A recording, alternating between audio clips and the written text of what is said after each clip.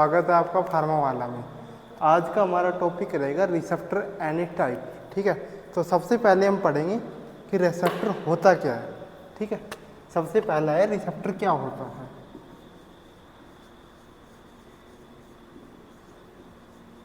ठीक है, सबसे पहले हम इसकी डेफिनेशन पढ़ेंगे। पहली बात तो रिसेप्टर एक प्रोटीन की तरह होता है। रिसेप्टर क्या होता है, प्रोटीन में लिख भी देता हूँ। Receptor are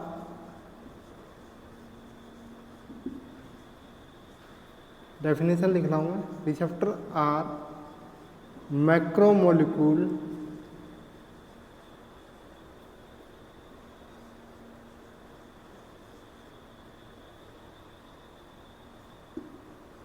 receptor are macromolecule and which are present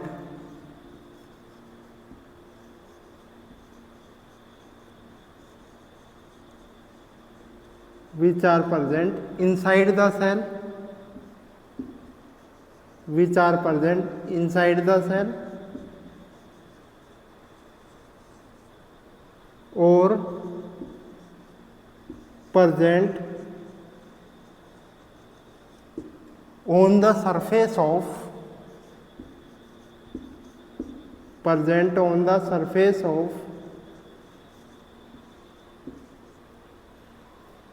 cell.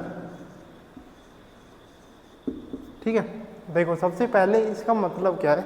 Receptor एक मैक्रोमोलिक्यूल है।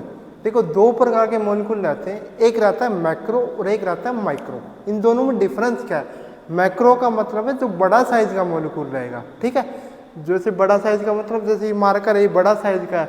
इसे छोटा साइज का कोई जैसे सिक्का है, ये छोटा साइज का है, इसे क्या कहेंगे माइक्रोमोलिक्यूल। ये मार्कर को क्या कहेंगे मैक्रोमोलिक्यूल। ठीक है, तो रिसेप्टर हमारा मैक्रोमोलिक्यूल। रिसेप्टर कैसा मोलिक्यूल होता है, बड़ा मोलिक्यूल होता है। कैसा होता है, मैक्रो का मतलब क्या होता है लार्ज। ठीक है, बड़ा मोलिक्यूल होता है। वो कहाँ प्रेजेंट होता है, या तो हमारे सेल की सरफेस पे प्रेजेंट रहेगा या सेल के अंदर प्रेजेंट रहेगा। ठीक है, इतनी बात समझ में आई। दूसरी लाइन इसी के अंदर, receptor are protein in nature. Receptor किस नेचर के होते हैं, प्रोटीन। ठीक है, रिसेप्टर किस नेचर के होते हैं, प्रोटीन नेचर के होते हैं रिसेप्टर। ठीक है, अब देखो मैं एक एग्जांपल समझाता हूँ रिसेप्टर कैसे काम करता है। जैसे मेरे पास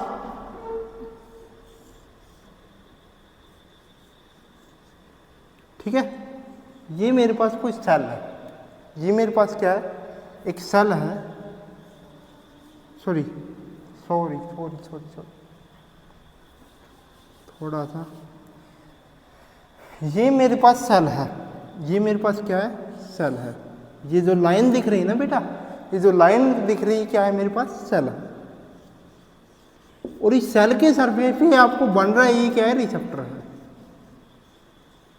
ठीक है, ये मेरे पास सेल है, जो लाइन मैंने बना रखी है नीचे जो लाइन है, और जो ऊपर ही बॉक्स सा बन रहा है, ये क्या है मेरे पास, रिसेप्टर। अब रिसेप्टर बेटा कहाँ प्रेजेंट है, सेल के सरफेस पे। ये सेल के अंदर भी हो सकता है। ठीक है बेटा, अब देखो बेटा चीज ये देखो कि अब इस रिसेप्टर का सेल के सरफेस पे काम क्या है।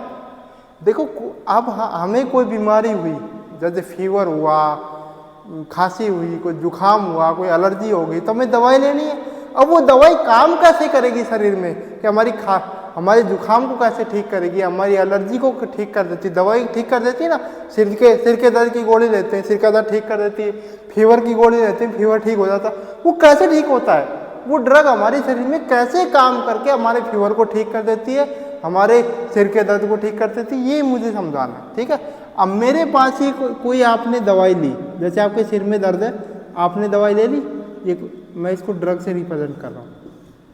आपने पानी के साथ ये दवाई ले ली, ये कहाँ गई, सबसे पहले इसका होगा डिसइंटीग्रेशन, डिजोल्यूशन, एब्जॉर्प्शन होगा। अब उसके बाद देखो एब्जॉर्प्शन के बाद इसका फार्माकोलॉजिकल एक्शन आएगा ना, क्या होता है उसके बाद ये ड्रग कहाँ जाके बाइंड होती है, इस रिसेप्टर में। हमारी बॉडी की सेल सरफेस पे, हमारी बॉडी के अंदर सेल तो नेचुरल पाए जाते हैं, उसकी सरफेस पे जो रिसेप्टर है, एक बात और भी लिख लेना, receptor are found in body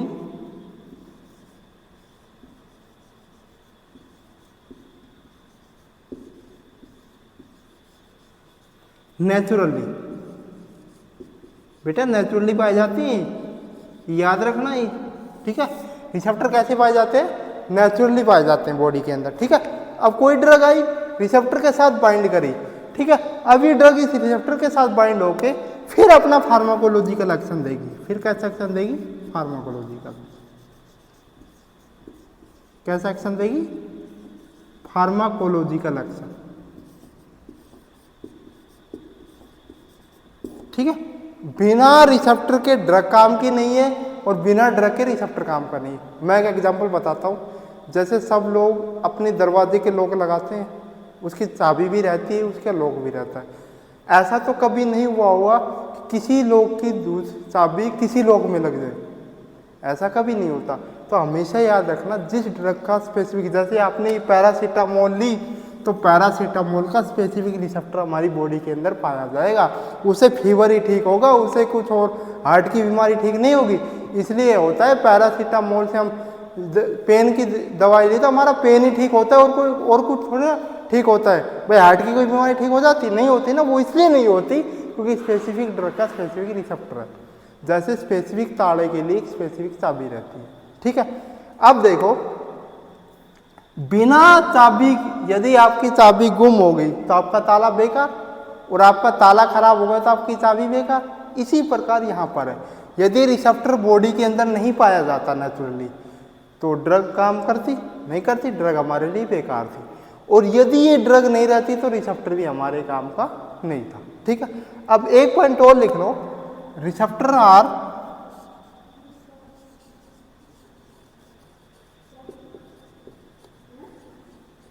also known as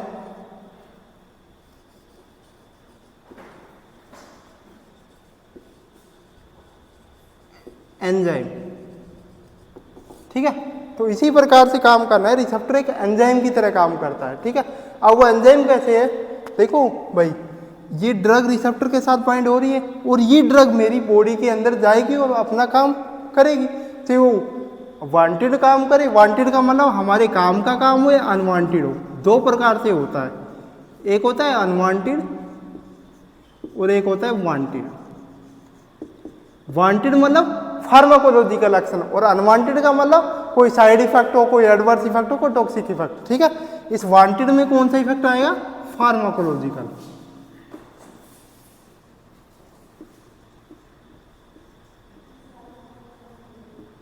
ठीक है। और अनवांटेड में कौन सा इफेक्ट आएगा? टॉक्सिक इफेक्ट आएगा मेरा, ठीक है। तो ये दोनों इफेक्ट कब होंगे?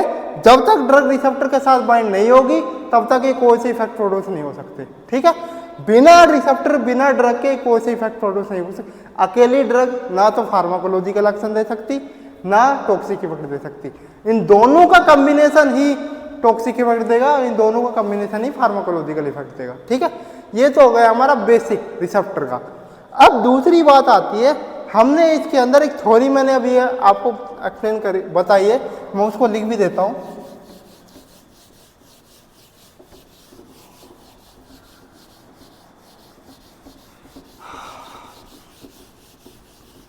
उस थ्योरी का नाम है, सबसे पहले मतलब ये रिसेप्टर किसने डिफाइन किया था, किस थ्योरी की, किस साइंटिस्ट ने कौन सी थ्योरी दी थी कि जिसने रिसेप्टर के बारे में बताया था। सबसे पहले आती है कीलॉग थ्योरी। कीलॉग थ्योरी, ठीक है। ये कीलॉग थ्योरी क्या कहती है कि एक स्पेसिफिक ड्रग एक स्पेसिफिक रिसेप्टर के साथ बाइंड होगी, मतलब एक स्पेसिफिक चाबी से ही एक स्पेसिफिक ताला खुलेगा, ठीक है। दूसरी थ्योरी, इसका साइंटिस्ट भी लिख लो, वह सकते डैनियल नाम का साइंटिस्ट था, उसने दी थी, ठीक है, डैनियल का नाम। उस इंड्यूस फिट थ्योरी, दूसरी थ्योरी है इंड्यूस फिट थ्योरी, ठीक है। इंड्यूस फिट थ्योरी क्या कहती है? बेटा कई बार क्या होता है कि हम जुगाड़ लगा के ताला खोलते हैं, ठीक है, हमारी ताली खो गई तो हम जुगाड़ लगा के ताला खोलते हैं ना, उसको हम कहते हैं इंड्यूस फिट। हम मतलब जबरदस्ती कर रहे हैं ताले के साथ कैसे खुल जाए, उसे हम क्या कहते हैं, इंड्यूस फिट। इसका मतलब क्या है मैं बताता हूं, पहले तो ऊपर वाले का समझा रहा हूं।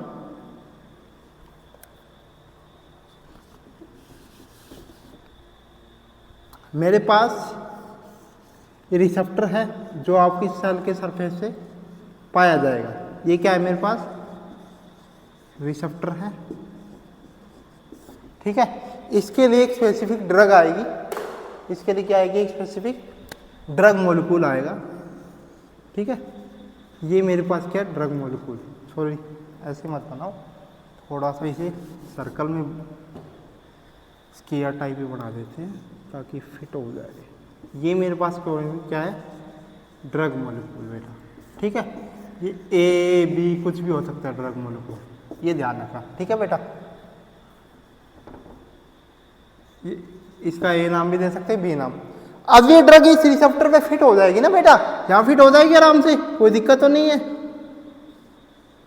यहाँ फिट हो जाएगी ना भाई, बोलो, ये आराम से फिट हो जाएगी, ये आराम से फिट हो जाएगी, कोई दिक्कत तो नहीं है। ये ड्रग यहाँ फिट हो गई, ये क्या बन गया, ड्रग प्लस रिसेप्टर का कॉम्प्लेक्स बन गया।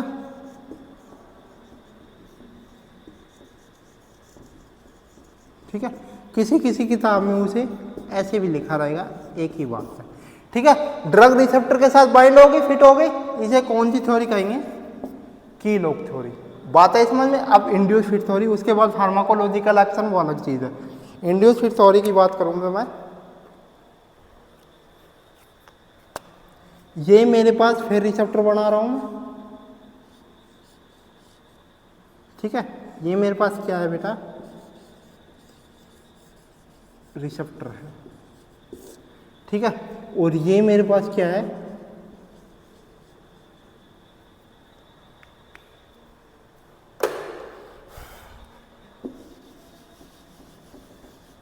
ये मेरे पास क्या है, एक ड्रग मॉलिक्यूल है। अब बेटा ध्यान से देखना, ये जो सरफेस है जो रिसेप्टर का, ये किस टाइप का है, ये कहीं ना कहीं स्क्वायर टाइप का है, ये स्क्वायर टाइप का है।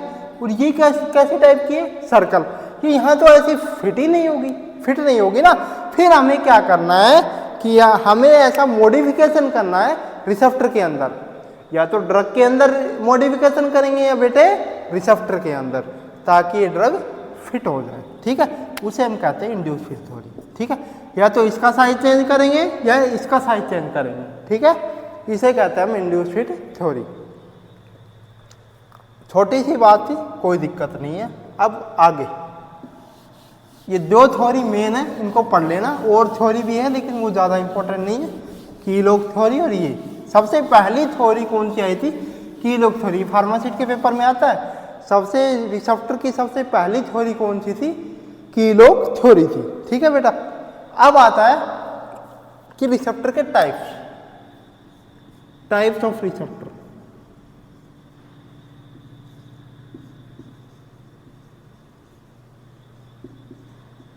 ठीक है, सबसे पहला रिसेप्टर है GPCR, ठीक है, GPCR। GPCR की फुल फॉर्म क्या है, जी प्रोटीन कपल्ड रिसेप्टर, जो सबसे इंपॉर्टेंट रिसेप्टर है, जिससे बहुत ज्यादा क्वेश्चन बनते हैं फार्मासिस्ट के अंदर। कोई भी एंट्रेंस हो, सबसे ज्यादा क्वेश्चन आते हैं इसके अंदर, ठीक है। और आगे जो भी आप मेडिकल पढ़ोगे, सबसे ज्यादा जी प्रोटीन कपल्ड रिसेप्टर के बारे में पढ़ोगे। जितने भी रिसेप्टर आएंगे वो कौन से आएंगे, मतलब आएंगे तो और भी, लेकिन जो मोस्ट ऑफ द 70% मेडकैम के रिसेप्टर किस पे बेस है, जी प्रोटीन कपल्ड रिसेप्टर, सबसे इंपॉर्टेंट है। अब एक बार फार्मासिस्ट के अंदर आ गया था, इस जी का मतलब क्या है वो मैं बता रहा हूँ, किताब में नहीं पाएगा कहीं भी, तुम बता रहा हूँ, ग्वानोसाइन। इस जी का मतलब क्या है, ग्वानोसाइन, ठीक है। सेकेंड रिसेप्टर है ligand gated ion channel receptor, ligand gated ion channel receptor. ठीक है, इसको कई बार एग्जाम में ये भी आ जाता है, सबसे तेज करने वाला काम करने वाला रिसेप्टर है फास्टिंग एक्टिंग, या फास्टेस्ट लिख दो इसको, वो भी बताएंगे कि फास्ट काम क्यों करता है, वो अभी एक्सप्लेन करेंगे अगली क्लास के अंदर। अभी से केवल इतना याद रखो, fastest acting receptor.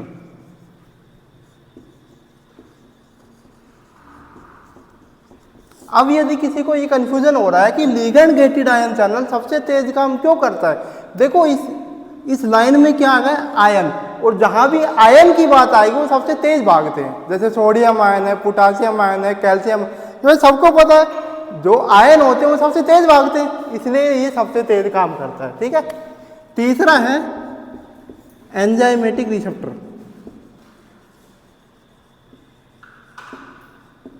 Enzymatic receptor, ठीक है। चौथा टाइप है न्यूक्लियर रिसेप्टर।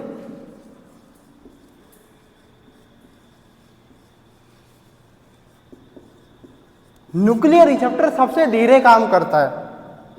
ठीक है, न्यूक्लियर रिसेप्टर सबसे धीरे काम करता है, स्लोएस्ट एक्टिंग रिसेप्टर।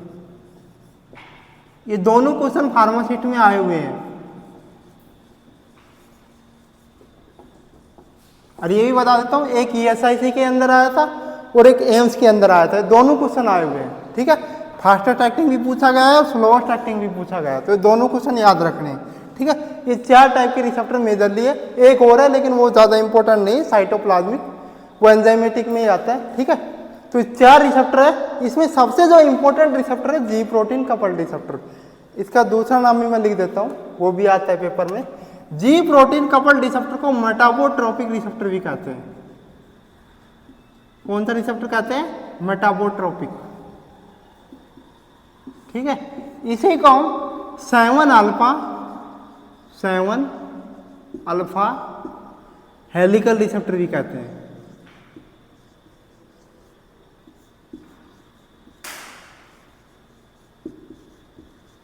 ठीक है, और एंजाइमेटिक रिसेप्टर को कई बार किसी किसी किताब में मिल सकता है और किसी किसी एंट्रेंस में भी आया है, टायरोसिन काइनेज रिसेप्टर भी कहते हैं।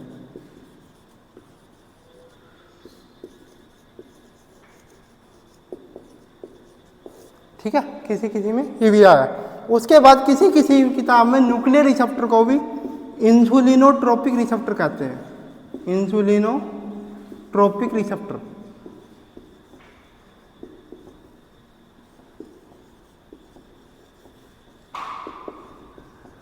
ठीक है, इंसुलिनोट्रोपिक रिसेप्टर। ये 4 रिसेप्टर सबसे इंपॉर्टेंट है। इसमें सबसे ज्यादा जो क्वेश्चन आज तक पूछे गए हैं वो जी प्रोटीन कपल्ड रिसेप्टर से पूछे गए हैं। ठीक है, तो इसको हम कल एक्सप्लेन करेंगे इसमें। ठीक है, और इसमें छोटी छोटी टर्म है जो मैं जी प्रोटीन कपल्ड, जो आगे की जितनी मेडकैम है आपका CNS आएगा, ANS आएगा, PNS आएगा, और जो भी हमारी एंटी माइक्रोबियल एक्टिविटी आएगी वो सारी की सारी जी प्रोटीन कपल्ड रिसेप्टर बेस्ड है। ठीक है, और कुछ बहुत जैसे लोकल एनेस्थेटिक रिसेप्टर है, जनरल एनेस्थीसिया है, वो केवल हमारा लिगैंड गेटेड पे है। एक इंसुलिन केवल न्यूक्लियर रिसेप्टर पे आएगा। ठीक है, और इसी प्रकार से पढ़ते रहो। अभी क्लासेस कंटिन्यू चलेगी, कल हम पढ़ेंगे जी प्रोटीन कपल्ड रिसेप्टर। जी प्रोटीन कपल्ड रिसेप्टर के अंदर मैं सारे रिसेप्टर बताऊंगा, यहाँ तक कि कोलोजी भी यहाँ कवर करा दूंगा। रिसेप्टर में ये जो रिसेप्टर में पढ़ाऊंगा ये आप कोलोजी में भी काम आएंगे। ठीक है, ऐसा नहीं मेडकैम में पढ़ना है, क्योंकि ज़्यादातर जो क्वेश्चन आते हैं रिसेप्टर से वो कोलोजी से आते हैं। मेडकैम में तो केवल स्ट्रक्चर पढ़ेंगे, हम बेसिक पढ़ेंगे, लेकिन ये है जब तक रिसेप्टर नहीं समझ में आएंगे तब तक मेडकैम समझ में नहीं आएगी, मेडकैम बर्बाद हो जाएगी। ठीक है, तो पहले रिसेप्टर अच्छे से पढ़ना है, 2-3 क्लास लगेगी, इसी प्रकार से पढ़ते रहो। कोई भी डाउट हो तो आप कमेंट बॉक्स में कर सकते हो। धन्यवाद।